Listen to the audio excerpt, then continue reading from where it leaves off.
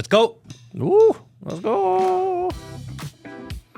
Good morning, good afternoon, good evening, wherever in the world you are. Welcome to the Matt Kim Podcast. I'm your host, Matt Kim, joined by my co-host, Mr. Peter Seddington. What's up? Welcome, everybody, to the Matt Kim Podcast. Make sure you smash the like button, you join the Discord channel, and all of the socials.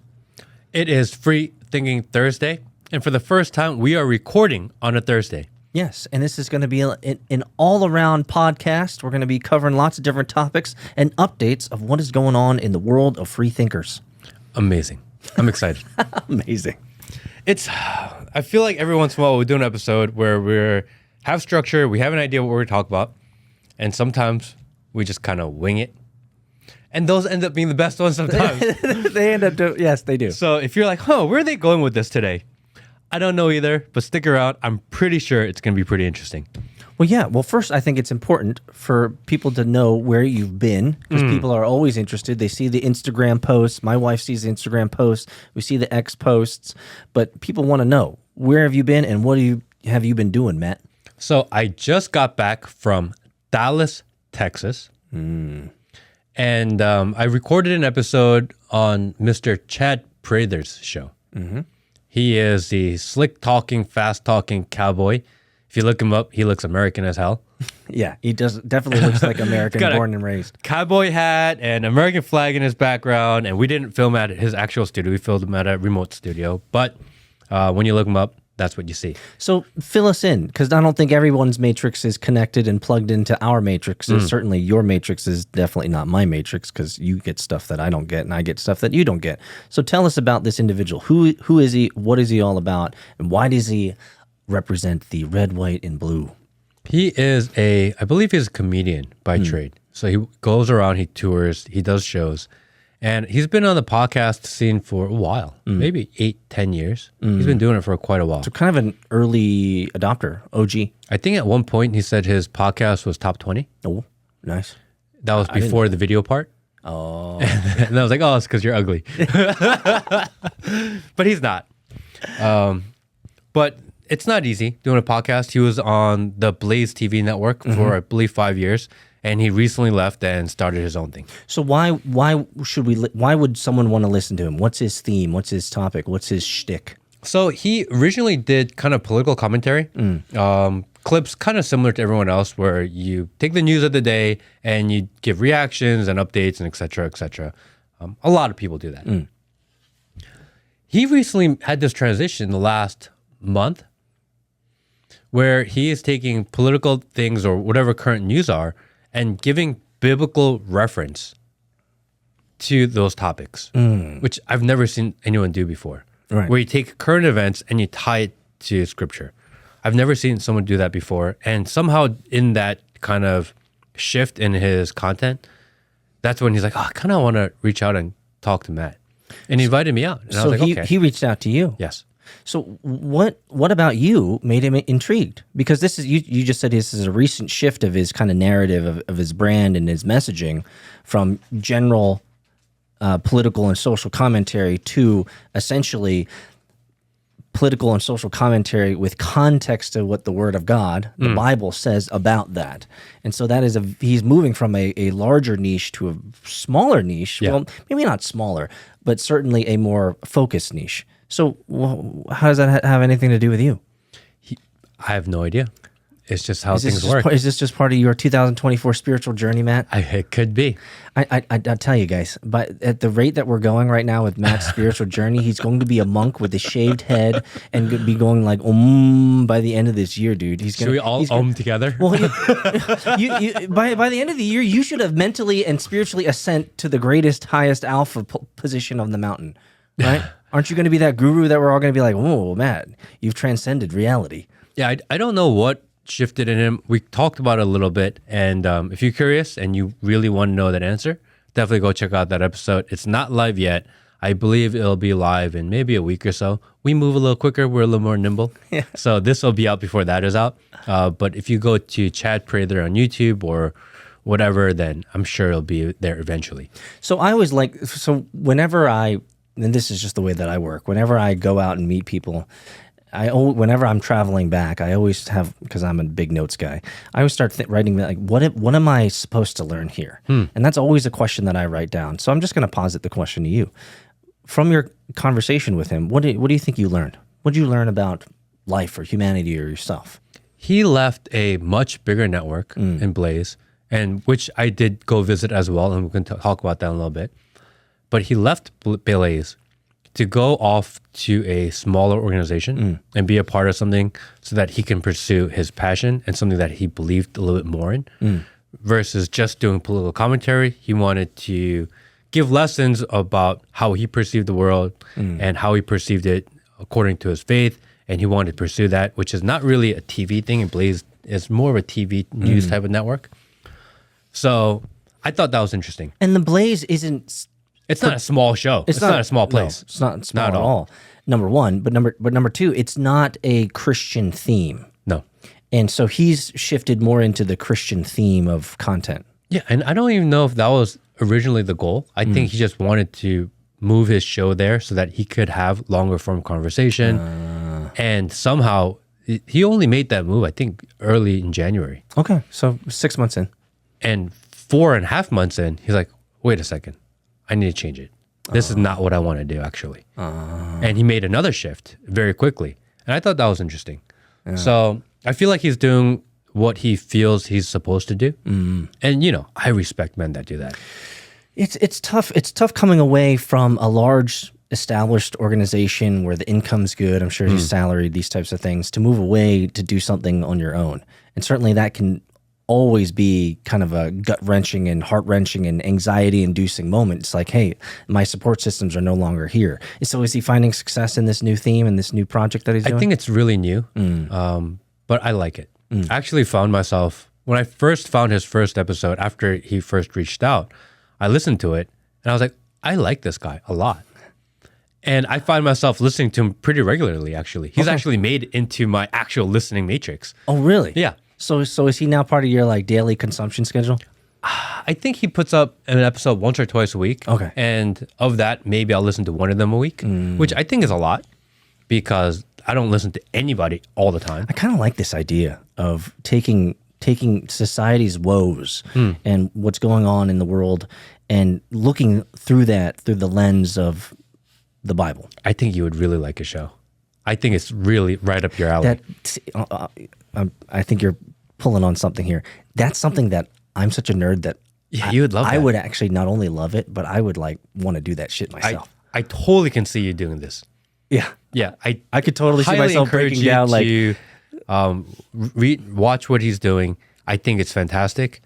And it's interesting because I feel like not only am I getting kind of news and cultural opinion, but I'm getting something of value with that. Yeah. So I'm actually walking away with a little bit more knowledge than I would if I just watched a Ben Shapiro talk, which is just like commentary and maybe something that we were doing a little bit too, where we're just kind of poking fun at things, but really don't add actual value and contextual value other than entertainment.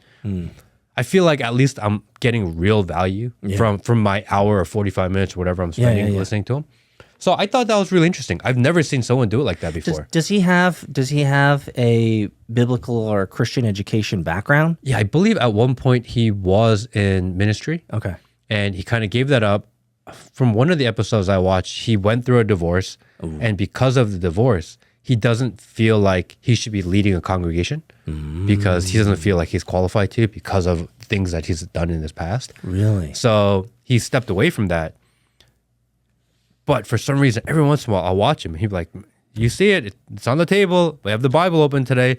We're going to have to do it. And I just have to bring this up. And he does it all the time now. So it went from like every once in a while to like every episode, him talking to a camera. It's him and a Bible talking about current events and referencing different things in the Bible. I like that. I love that. I'm totally going to check it out. I'm going to pull on a string though that you brought up here because this could be a contentious topic, but I'm just curious what your thoughts are on, is there's a big thing in Christian culture. So, I went to seminary, I did Christian education, all that stuff.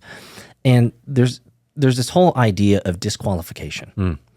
And this idea of disqualification is because I've made this type of mistake in my past, because I've made this type of decision in my past, it therefore disqualifies me from a leadership position. So that's what he's saying. He got divorced. So in his mental models, he believes that because due to that particular circumstance, he is no longer worthy of, maybe he wouldn't use those words, but he has disqualified himself from the pastorate, from leading a congregation or leading a church because of that.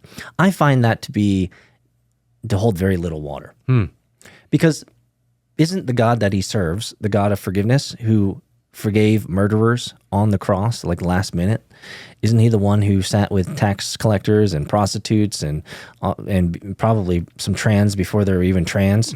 Like he was like Jesus was an OG, right? So I'm curious as to what your thoughts are on the idea of disqualification, because you could make that argument for almost anything. For example, you should never have deserved, Matt, a podcast because you did not have any of the requisite skills. You did not have the requisite education. I do feel like that every day, by the way. You didn't get a marketing degree. You didn't get a journalism degree. You didn't study this stuff. So from all intents and purposes, from the world's resume, you are disqualified from being a content creator of this magnitude. And I think it's that humble attitude, especially for him, who says, I don't feel like I deserve to or I shouldn't, is why God's like, hey, I'm calling you right now. And I feel like he's going through kind of that journey as we speak. He phrased it like this. He says, growing up, he feels, because he grew up around the church, grew up around a lot of this type of stuff. He said he felt like God has made all these deposits into him. And now, at this point in his life, God's like, hey, time for me to make a withdrawal. That's how he phrased it, which I thought was fascinating. So I think he's on his own journey. I'm curious to see where it goes. I'm actually really excited to follow his journey. I've actually become a really big fan of his. Yeah. So I like him a lot. Chad, if you're listening, I really appreciate you. Yeah, Chad. You're going to have a new listener in me for sure. Yeah, I'm definitely going to be checking it out. And anyone that's interested, I highly recommend check out his stuff. I really like him. So, yeah. So using that analogy, I mean, all these little deposits into his life have moved him to this position. I'm curious. I think I already know the answer, but I would say over the last year and a half, certainly the last 18 months easily, you've been on a similar journey of these little mini deposits everywhere that are kind of helping pull you and push you in the right directions. And I think in so many ways, we're still feeling it out and trying to figure out what this free thinker army, this Matt Kim podcast is supposed to be. Yeah, I have no idea.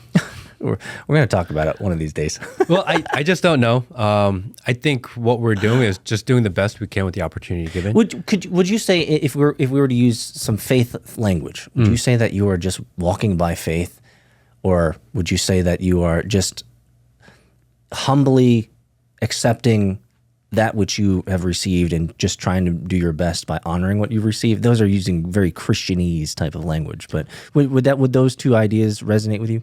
Yeah, I feel like I'm torn. I'm torn between two scenarios.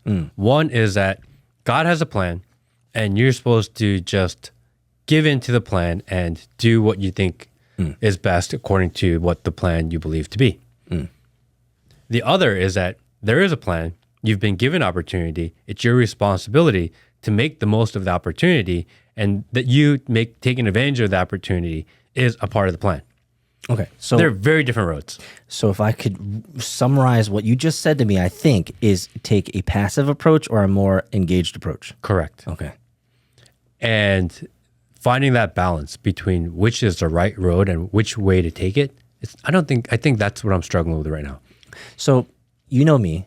Which side do you think I'd defer to? Oh, you would be take the opportunity and make the most of it. Yeah, I mean that's just my worldview. My worldview is just execute. Like, ain't nobody ever learned shit by reading. Ain't nobody ever learned shit by conversing. Right? You learn shit by getting on the bike, falling off, scraping your knee, and being like, "Oh man, I learned something here. This is how you actually balance." Right? And so I clearly defer to execution over everything else because I just truly believe in my heart of hearts that is the only way that we can truly know anything, number one, but number two, learn anything. And so now some Christians, and I've been maybe blamed by this in Christian circles in the past, is that I'm not prayerful enough, or I'm not considerate enough, or I don't do enough diligence. And to them, I usually say, well, I'll figure it out when it emerges, right?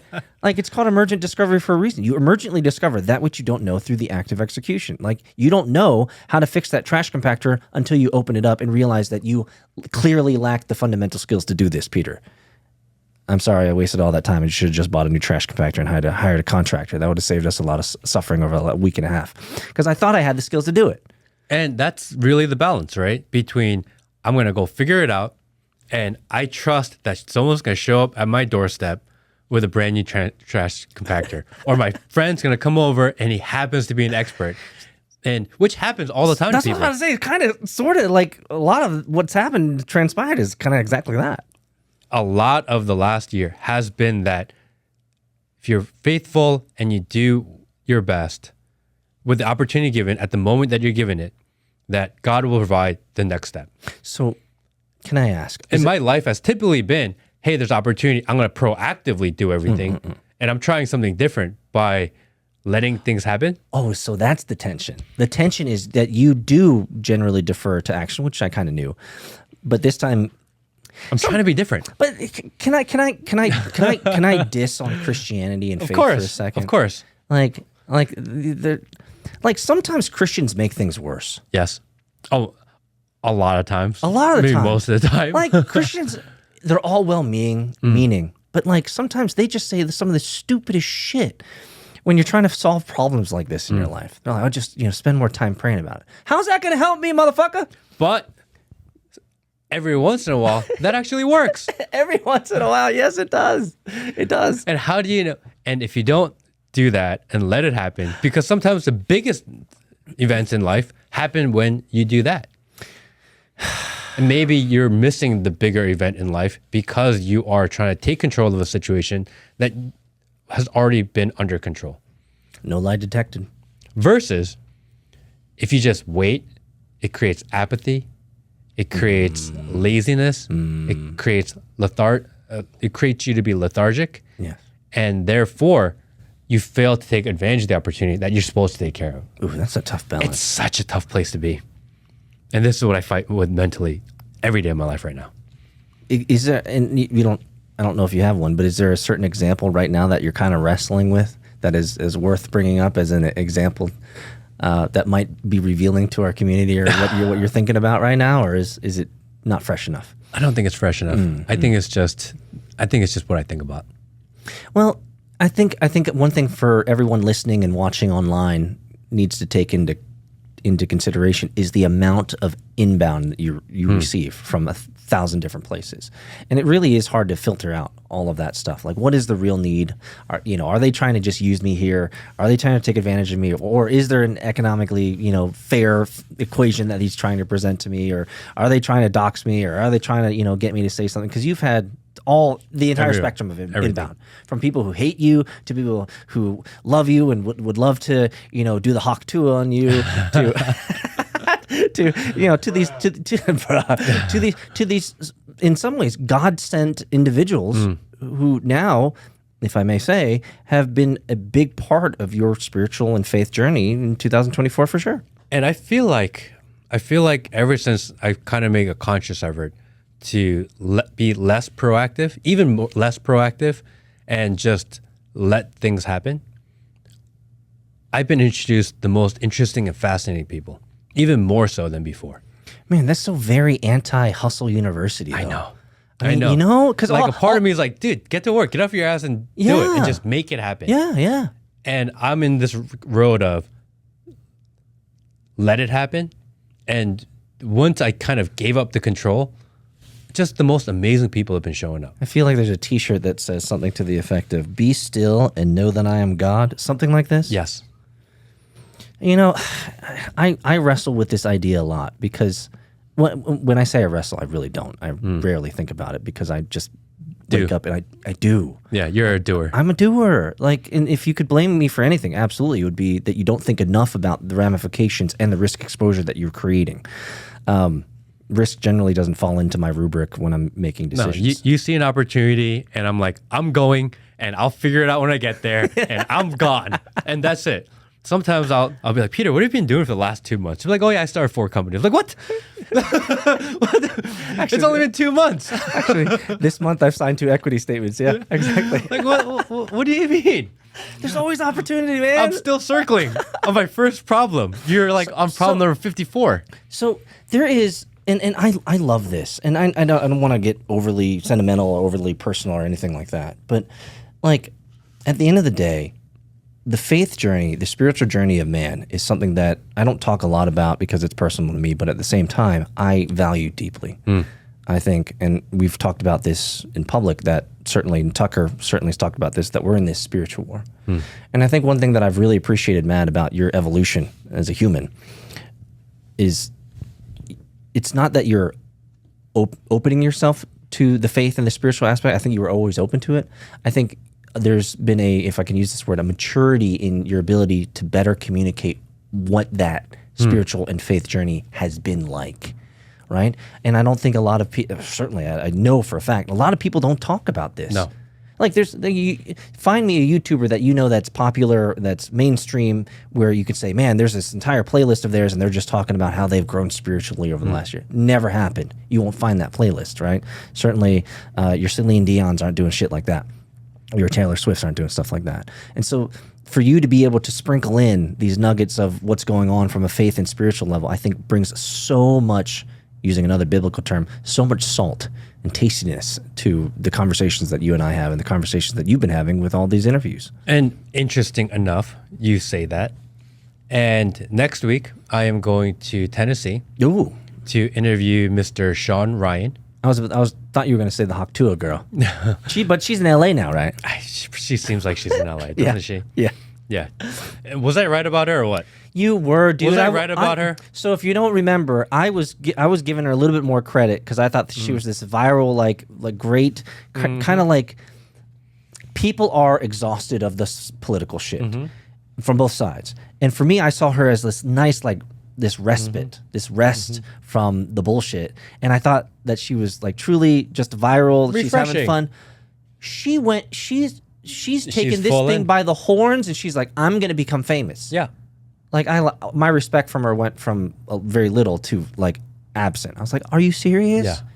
Like all you conservatives have propped her up, and now there are all these videos of all these girls trying to get even more radical because they want to go viral like she did. Yeah. It's creating even more degeneracy. Yeah. So like they're like, oh yeah, remember how all you conservatives propped her up? You created this, and it's true.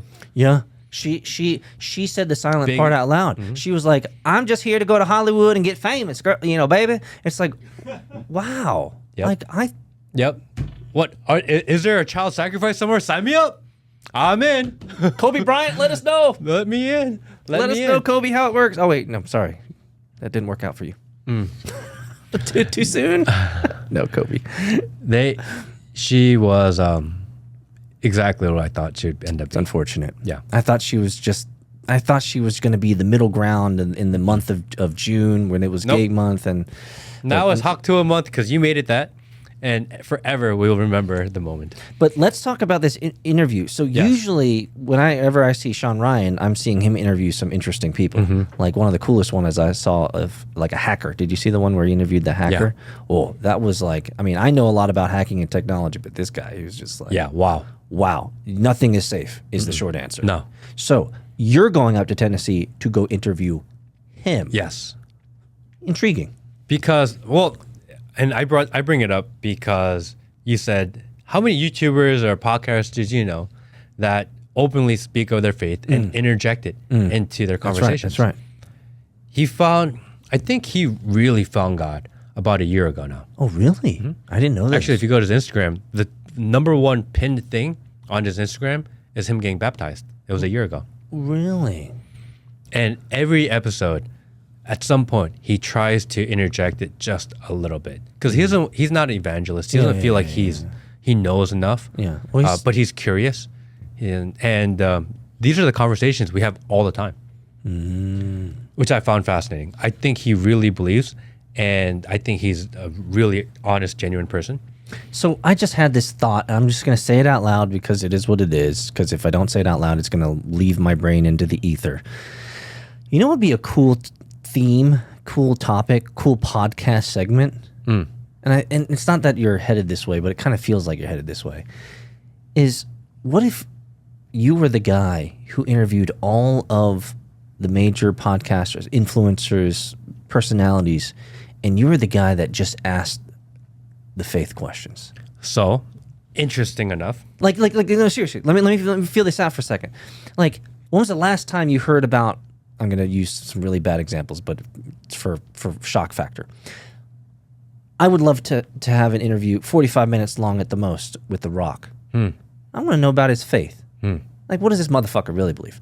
Taylor Swift. I want to know what she believes. Oh, she's a Satanist. Yeah, but you understand my point. You understand my point. Sean Ryan. I want to know what he believes.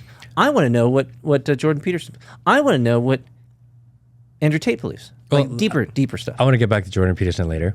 I do want to talk about that. But you understand my point. Like, nobody's asking the faith questions to these guys. So in faith, if you're gonna, I know you want to say something, but dude, faith and worldview influences your entire rubric for how you see the world. Yes. Like, I know this. I have a master's degree in it, guys. Like, faith and worldview is the fundamental pillar in which you pull from every decision that you make. Whether you believe in God, whether you believe in a table or a lampshade or Hindu or Vishnu or Shiva, it doesn't matter. You pull from that whether you consciously believe it or not. And so much of your decision making comes from faith in something. So I'll let you. So, interesting conversation I had with him. I was up there to meet with him for the first time, 3 weeks ago? And we sat down, we talked for like 5 hours. And one of the conversations that we had was this idea. Why is there no show or channel or gathering of kind of the influencers and the men of the world, of the internet world, where they discuss their faith? Not only discuss their faith, or maybe discuss scripture or have a conversation, because a lot of men have this conversation in private. Yeah. If you have a group of 5 or 10 friends, for example, when all your buddies together, you don't ever talk about it. It's always like 1 or 2 people. You have this conversation on the side in private, and it's almost hidden away from the main conversation.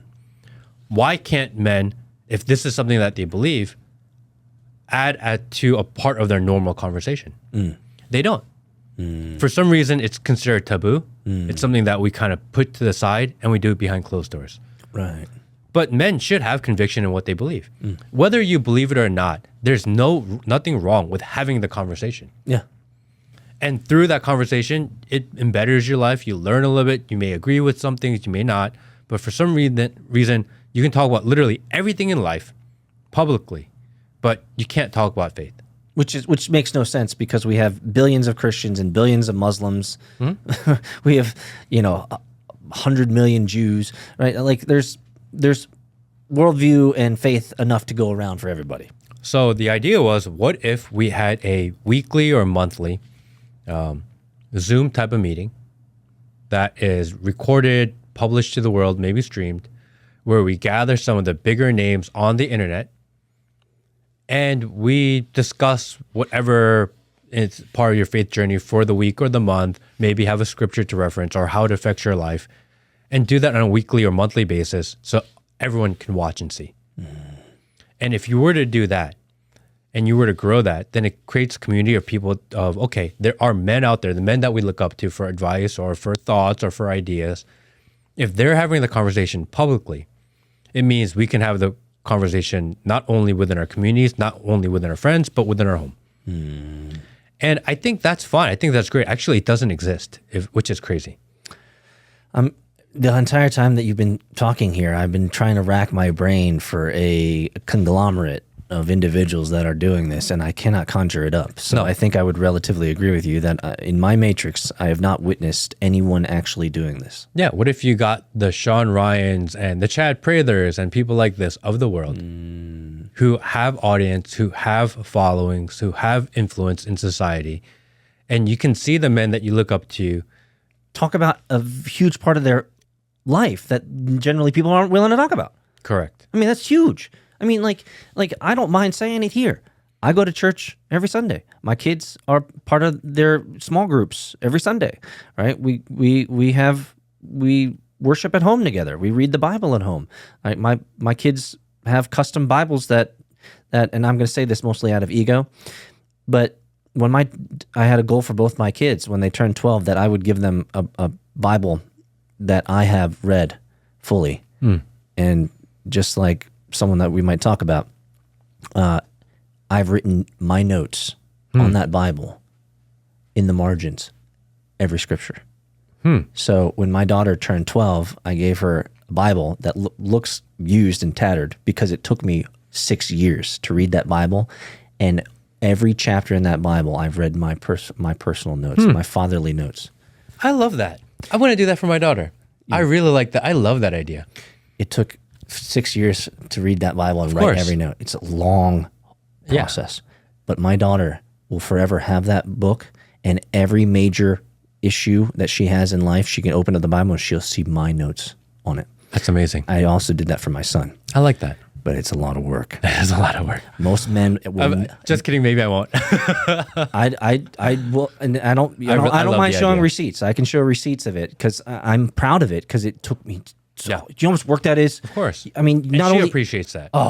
Oh, she's gonna die with that Bible. She's gonna, when I'm long and dead, she'll be able to go back to Romans 8, and see that God works for the good of everyone who believes in Him and are called righteous according to His purposes. Like that's Romans 8:28. When she reads that Bible, she'll also see my notes of saying, girl, this is the faith that you need.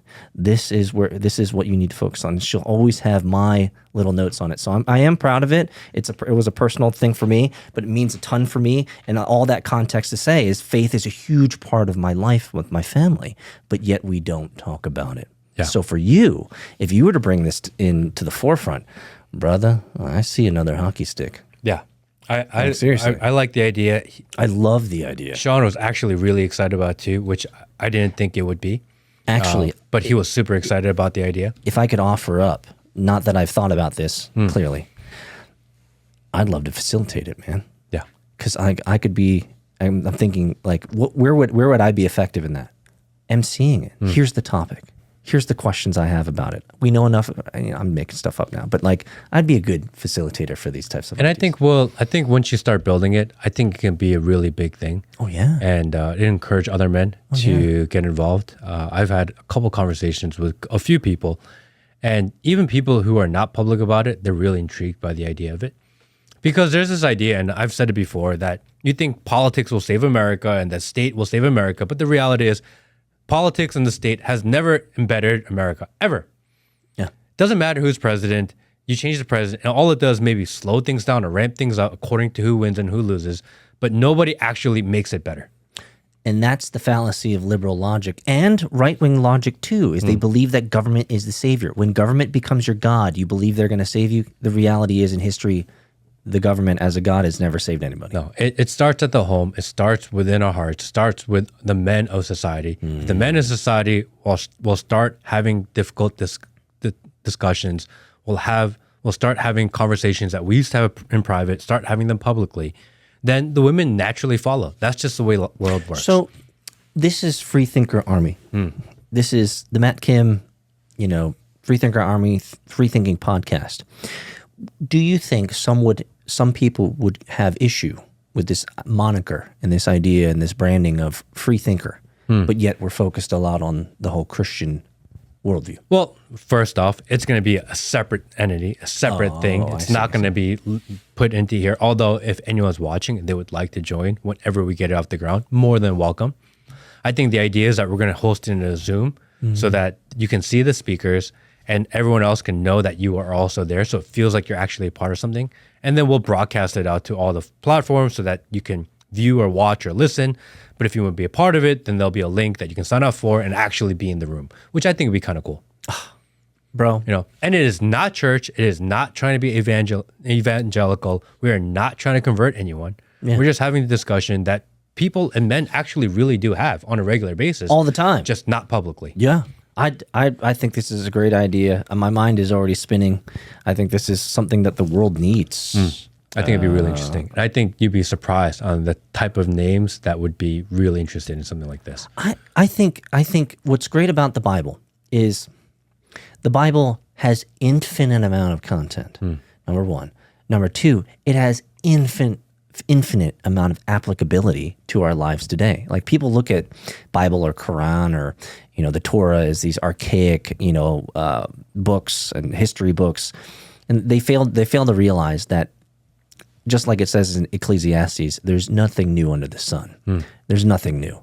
The same issues, the same stressors of life were hundreds of years ago are the same stressors that you and I are dealing with. The technology is different, right? The view is different, but other than that, the same fundamental issues are still there. And so what makes that great is that there's infinite content, there's infinite applicability, and you can have amazing men who are great communicators expound and expand on their life, their faith journey, their experiences, and it can be topical based, or it could be focused on what's going on around society today. And I think being able to have a round table like that, I already have a name for it. I'll tell you offline because I don't want to give away the juju. This is actually a name that I have owned for a long time, and I've never actually executed upon it. I think it's perfect. I'll tell you later, Matt. I'll tell you later. So thinking about that, so I'm going to interview Sean Ryan. He just interviewed Ahmad Massoud. Massoud, yes. He's a terrorist, bro. Which is the commander of the Afghan Freedom Side. I don't know the official name. And apparently, Sean Ryan discovered, I think a couple months ago, that the U.S. government actually is still paying $80 million a week to the Taliban. I don't know if you want to dig in this hole, man, because we're going to get real dirty if you start bringing up how many countries, how many entities like this are on America's payroll. You dig up these ideas, bro, you're going to get dirty. So he spent a lot of time having conversations with all these people, and basically it started because he's done several tours in Afghanistan. So he has a tie there. And it went from just interest and kind of want to know what's going on to uncovering and unpacking all these truths that nobody talks about, that nobody knows. And it culminates at his interview with the commander of what's supposed to be our side, but we're finding out it's actually the other side. Are you saying, Matt, that America funds the bad guys?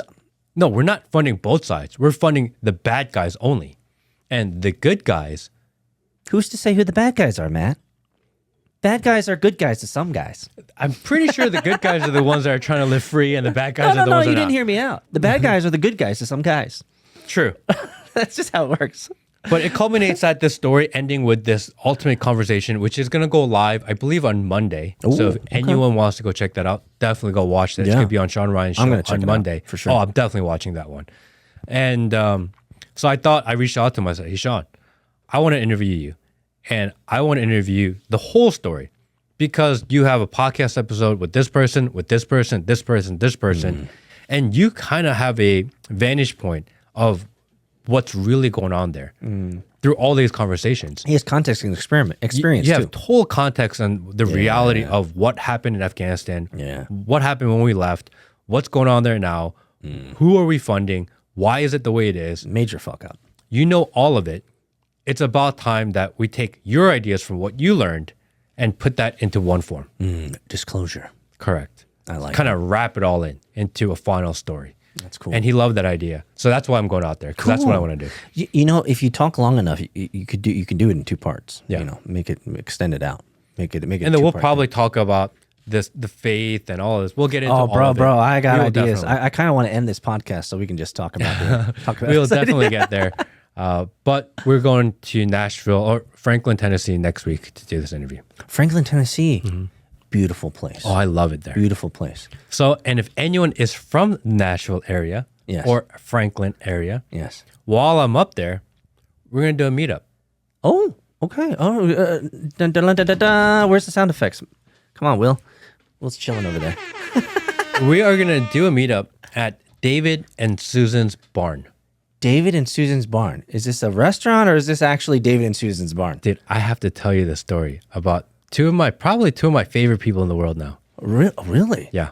Really? So David and Susan, last time I was in Franklin, Tennessee, which was I think 3 weeks ago. Yeah. I said, I'm going to do a meetup and we're going to do it at this random location. And I put on my Instagram story. David and Susan were on their way to dinner and Walmart or whatever, running errands for the night. They see my story and they're like, we're going to go see Matt. And they just turned around and they showed up. Wow. Retired couple. Love it. They start telling me their story. They built a house on this old like plot of land. It had a burned house on it. Yeah. They tore it down. They built a new house. And in the back of the house, in the back of the property was a barn. He, for some reason in his heart, he just didn't want to tear down this barn. Yeah. So after retirement, he decided, I'm going to rebuild it. He rebuilt it, turned it into a sound stage. Oh. And the sound stage, what he does is he invites people from Nashville that are trying to get into music and invites them to come perform. The very first time that he has this idea, he says, he finds this band and he's like, hey, why don't you guys come perform, do a little private event. I'll give you $400 for a set. For your troubles. For your troubles. Yeah. And I'm going to invite some friends. And $400 for a starving artist in Nashville is a good get. Bro, say less. You got it. They show up. He has like 30 neighbors or friends from the community come. That's cool. And at the end of the night, he's like, hey, they're trying to get started. They're struggling. It's a brand new band. Why doesn't everyone donate and give tips? He goes to the dinner table or the kitchen table and he's sitting with the band. He starts counting the money. Ends up being something like $2,500. Ooh, that's not insignificant. That's a lot of Brother, money, especially if you're a starving artist. That's a whole month right there. And he gives it to them. And he said the band started crying. They were in such a tough spot financially. They showed up to this random guy's house, did this set. I know. And ends up making $2,500, which is way more money than they ever expected. Bro, that's a lot of McDonald's. And he was so excited about that moment that he actually got to help them. And that band ended up going on tour and opening for Garth Brooks. Oh. Yeah. So this is the new progressive. You don't have to sacrifice children. You don't have to get diddied to become found now? Is that what you're saying? He just opened up his house and with the idea that I want to help other people. That's awesome. And because of that moment, they do it once a month in the summer. They do it something called Band at the Barn. Band at the Barn. And it went from a gathering of 30 people to something like 150, 200 people show up now. Nice. He feeds everybody. Wow. Once the local business found out what he's doing and that he's doing it selflessly, the bank showed up and they're like, hey, we'll donate. Why don't we build you a new sound stage? The construction company shows up and it's like, hey, you have a lot of people here. We'll provide the porta potties. Nice. And all of a sudden, this whole community effort happened. And they have this stage, they have this band, they have music, 200 people, they have parking attendants, parking for 80 cars. And they showed up at this event to tell me this, just to say hi. And like, Matt, where are you staying tonight? I'm like, I don't know, I'm probably just going to grab a hotel. There's a lot of hotels in Franklin. Yeah. I'm just going to grab something tonight. And they're like, you should stay at our house. Bring back the 80s. 80s are the best. And I was like, okay. When we had a high trust society. So I stayed in their house that night, which is amazing. I love it. I love it. They just open up their house. And when they invite 200 people to their house, they leave all their doors to their house open because they have a huge outdoor area. They let people use the bathroom, go in the kitchen, etc. That's the difference between Franklin, Tennessee and downtown Atlanta. And I said, you're crazy. It's a high How are you going to let strangers in your house? Because they live in a high trust society. He said, if you don't trust people here now, what are we even doing this for? Exactly. I was like, oh. Have you seen, it's rough around the edges, but I just have to say it.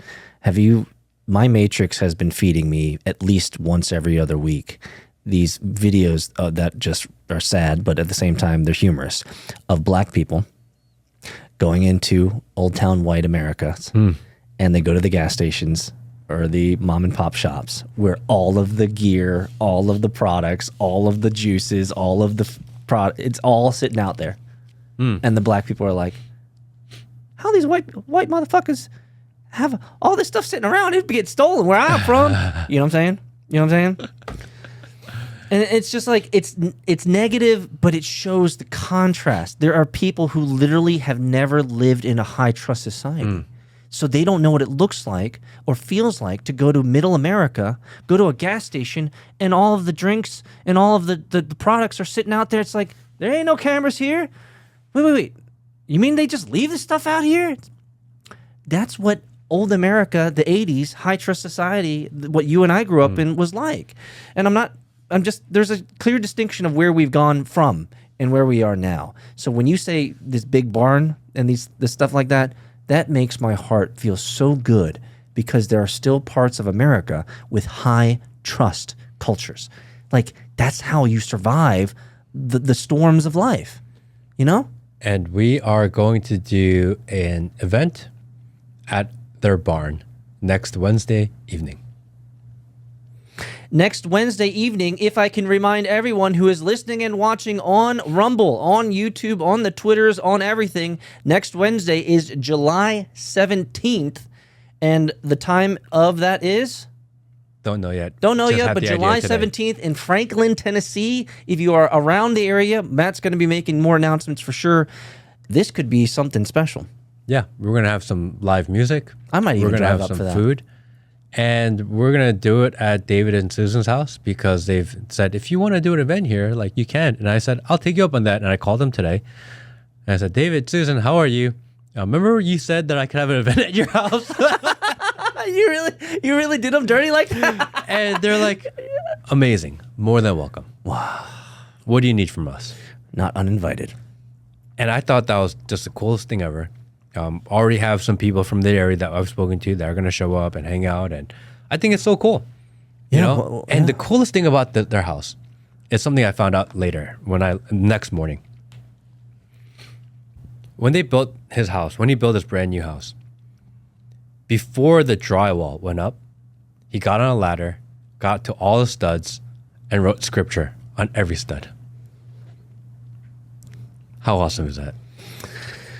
So he leaves his house open to everyone, invites them in. He doesn't realize he's doing it. He lets everyone come in, and every time they come in, they're wrapped in scripture. That's exactly what I was thinking. I was like, He doesn't even know he did that. He just did it because he felt like it was something to do. But that's exactly what he's doing. And that's why his place is unharmed. That's why it's safe. That's why no one steals from there, because he's taken this place, and it used to be this desolate place, a burned down house. It had like wild animals.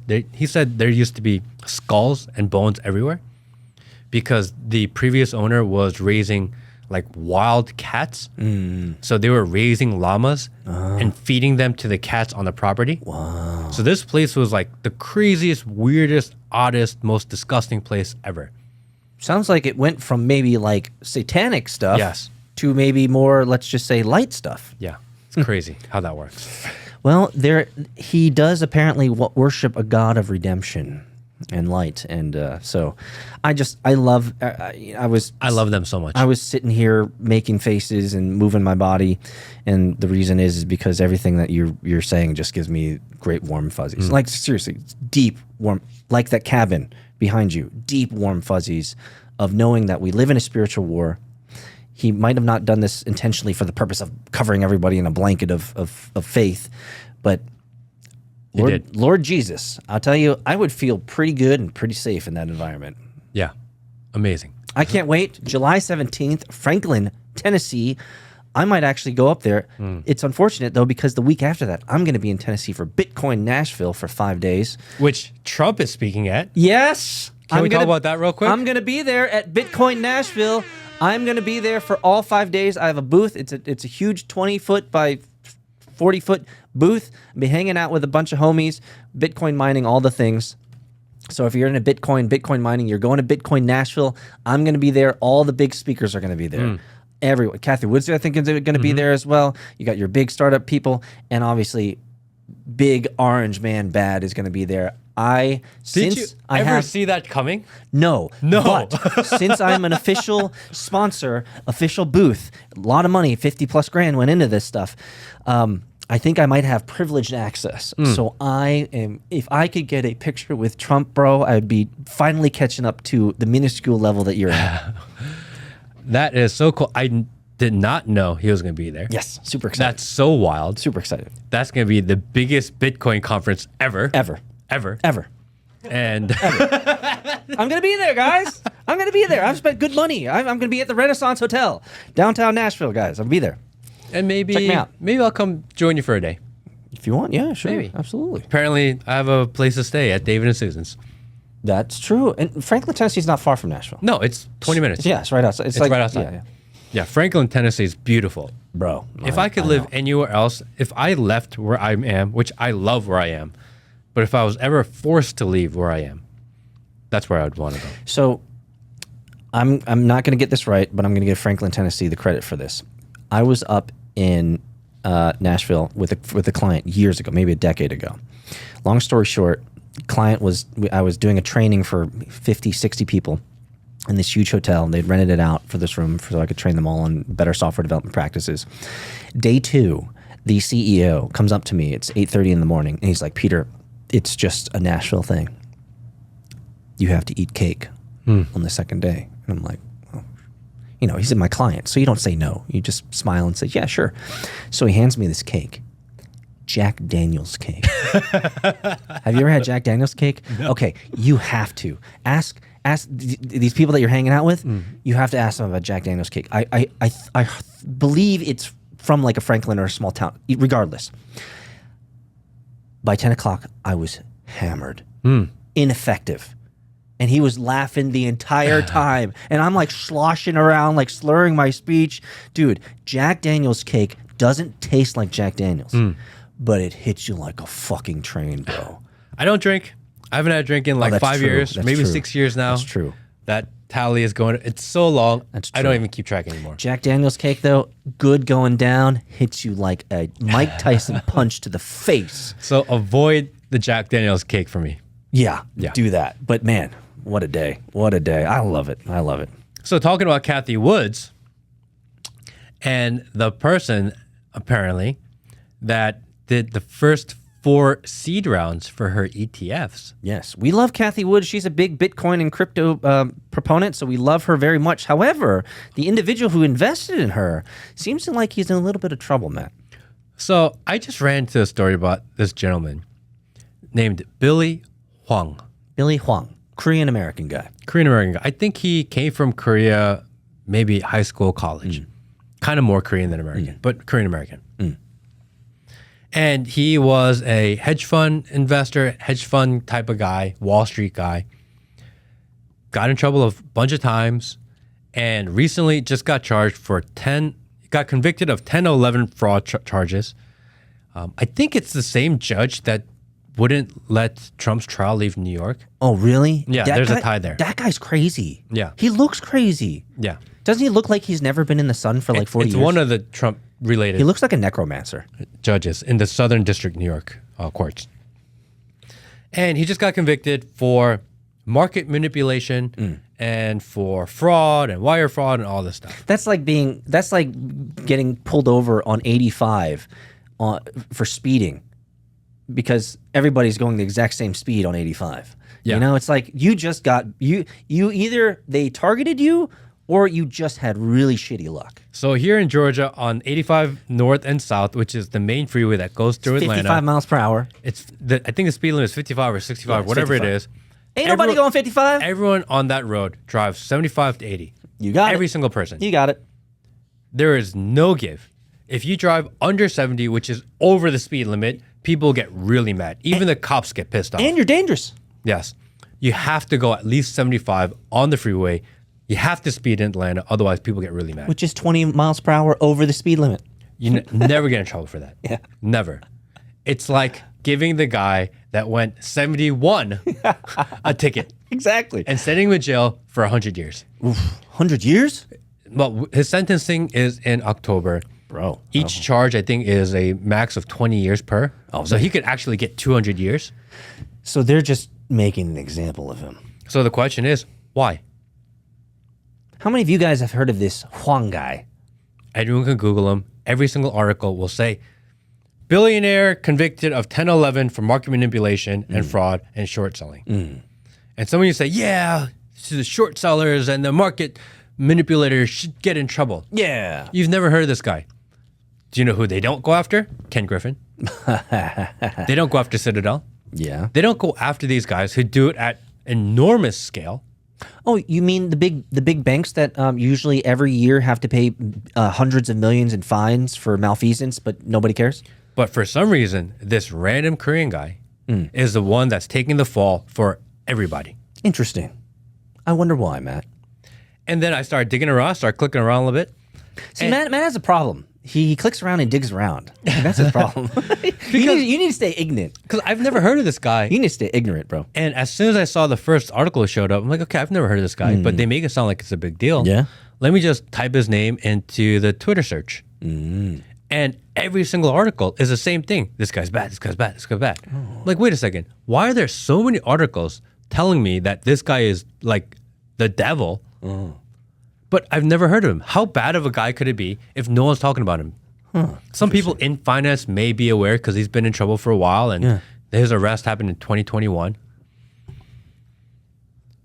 But everything's negative, just crucifying him. Everyone's saying the same exact thing. You had me Google him. Yeah. And it was mainstream media after mainstream media after mainstream media. Every single one. Same title. Every single one. Bad man. 10 out of 11 convicted, fraud, whatever. I mean, the search engine optimization, the search engine market, they have fucked this guy. Yeah. Like, you ever type his name in, it is just bad news after bad news after bad news. His entire personal brand on the internet is complete garbage now. It almost seems like it was by design. Isn't that interesting Because how that works? Generally, like, let's use an example that all of us know. Russell Brand. Do you remember when Russell Brand had his time in the sun? The narrative from every single news was the exact same words. He's a rapist.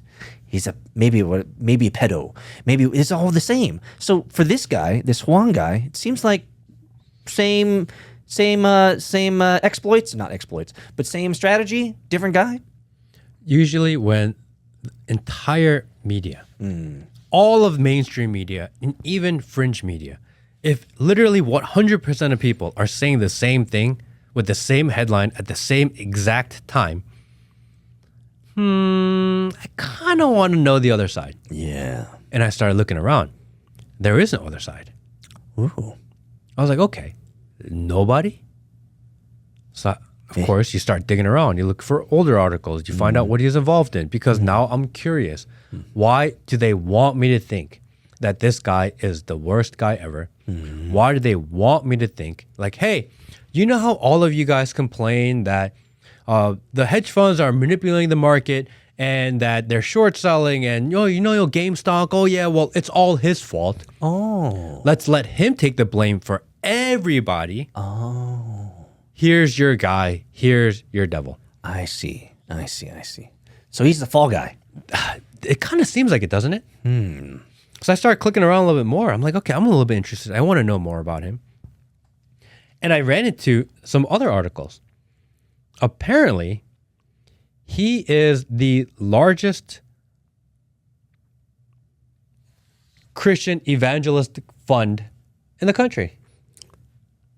So you're saying that this man that most of us have never heard of is the fall guy for the manipulation of the markets, but at the same time, he runs the largest Christian fund. They call it a Christian investment firm, named for the Greek word used to describe Christ as the author of our salvation, archegos. Archegos. Archegos. Oh, yes. Yes, I've heard of it. So you wouldn't be insinuating, Matt, that they might not be happy with where he's investing his money into Christian investments and startups and faith-based organizations and products? Is that what you're saying? He has a Christian foundation called Grace and Mercy. Apparently, it's one of the largest Christian nonprofits out there. That you've never heard of. No marketing, no advertising. They just give. They give to Christian schools, Christian colleges, different prison systems and faith-based systems. And I found one document that had the tax records of this foundation on it. They give to like 60 or 70 groups, anywhere from 100,000 to like $1 million. Are they political? No, not at all.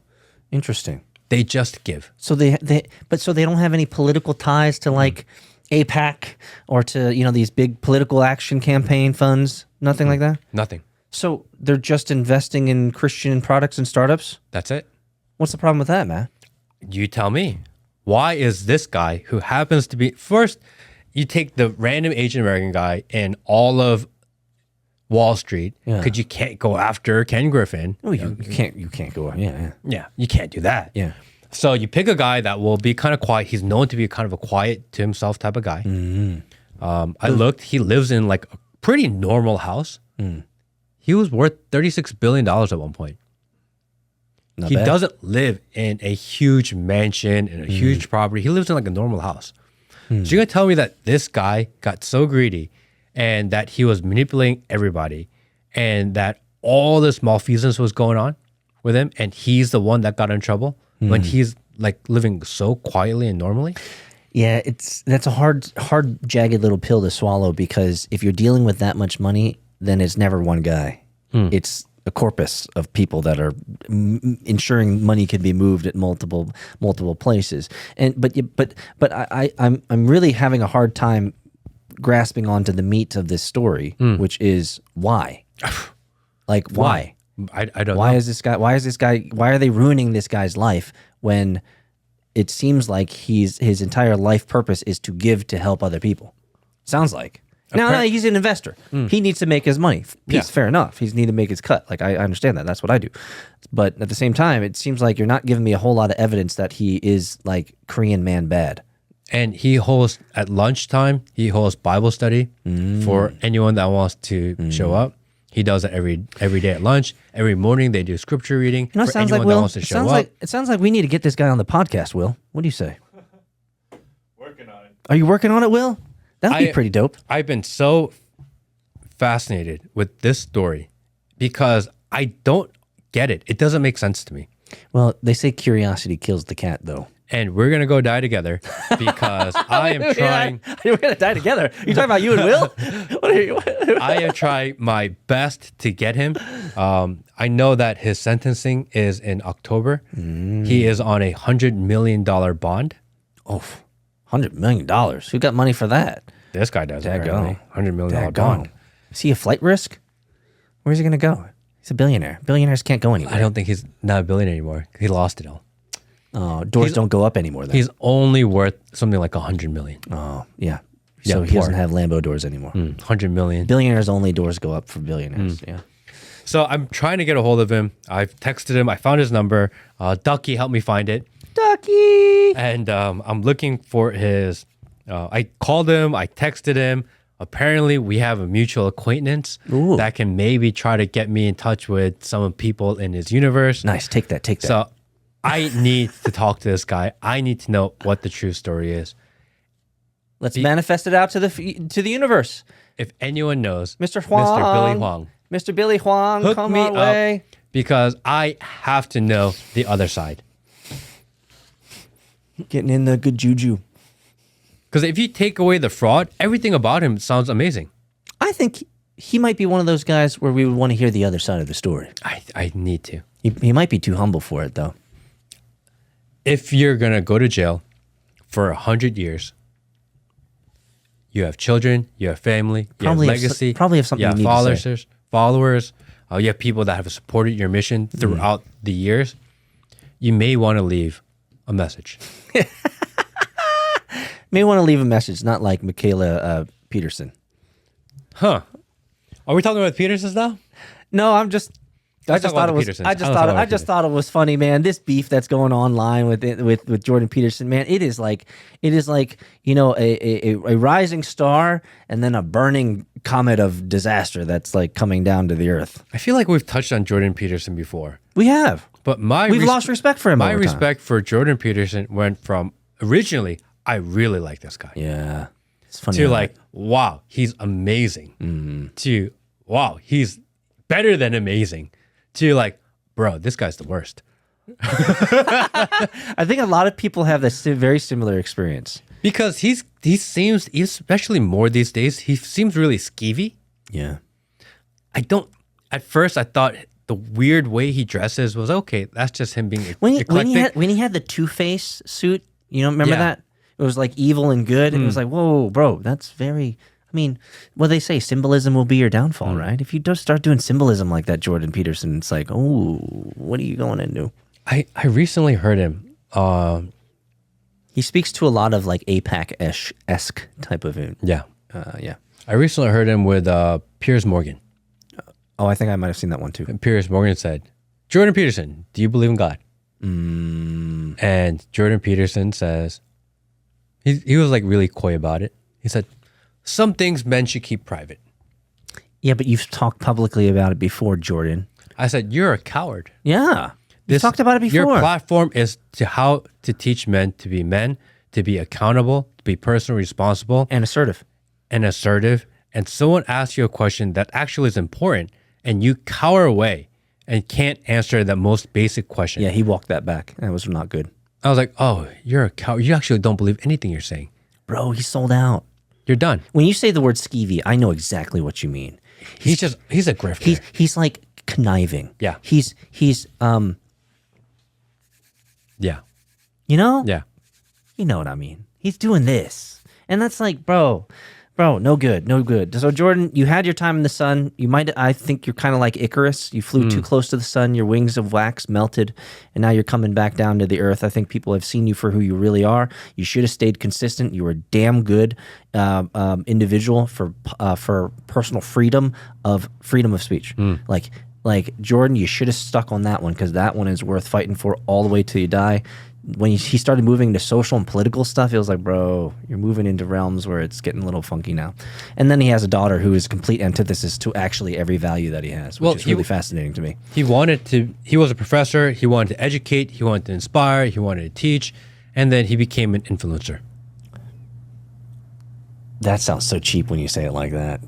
That's perfect. Actually, let's say less. He became an influencer. Now he's just as cheap as everybody else. Just wants to say whatever people want to hear, or get in fights, or get in Twitter wars, calling people rats and stupid shit. Why is he doing that, He man? just can't let it go, and he's so emotionally triggered, and it's so easily trigger him. Weak sauce. And he just like throws it all out there and cries on TV and cries in interviews. I'm like, oh, if I see this guy cry one more time, dude, I'm gonna pull a bullet through my eye. men, if you want to cry, I'm gonna be honest, cry in private. Bro. I don't want to watch it. Yeah, That's just what it is. I don't need to see that shit. I don't want to see it. Dude, I don't want to see it. And especially if you're trying to teach men to be men, go cry in private. Did you see I that don't wanna one see thing shit. that was flying around Twitter for a while of the men's retreat where they're all in like this big pool? Have you seen that one? No. They're all in this pool, this huge pool, and one guy's on his back, the other guy's holding him up and floating in the water, and they're all just crying and wailing about how their frustrations in life and laying it all. It was so gay. It was so gay. It was not only gay, it was retarded, bro. It was retarded. Men, you can be emotional. There's a time and a place. And if there are a million people watching you, that's not the place. Suck up that shit. Yeah. Because I'm going to lose respect for you. It is what it is. Can I give you my one place where it's acceptable? When? Absolutely acceptable. When your daughter gets married. Okay. I can totally see that. Because trust me, you just invested 18 plus, maybe longer, 20 plus years in that perfection that you've created. You're about to give that away to some other fuckface. Brother, you either crying or you angry. I understand the family moments. Yes. Funerals, passing of close family, marriage of your daughter, right? Better believe it. Birth of your daughter. I get it. But typically those aren't overly public moments. Fair enough. Right? Yeah. Maybe You're kind of an record asshole it. if you record them doing that. You know, and maybe you have guests and they're friends and family. I get that. Yeah. If you're on the internet and you expect a million people to watch you, don't be a bitch. I mean, don't be a bitch. I mean, every time we have seen an MSNBC or a CNN host start crying their crocodile tears about, oh, it's like, eat a dick. Don't do that. We were on Good Place. That was like 2 episodes in a row that Peter didn't slob the knob on the microphone. Can't get more than 2 episodes. Can't go more than 2 episodes. It's good. It's good. But yeah. So a lot of things going on. I think that's pretty interesting. I'm really interested to find out what happens with Billy Hwang. We're going to try our best to get an interview with him. Yeah, that'd be good. I think that could be so interesting.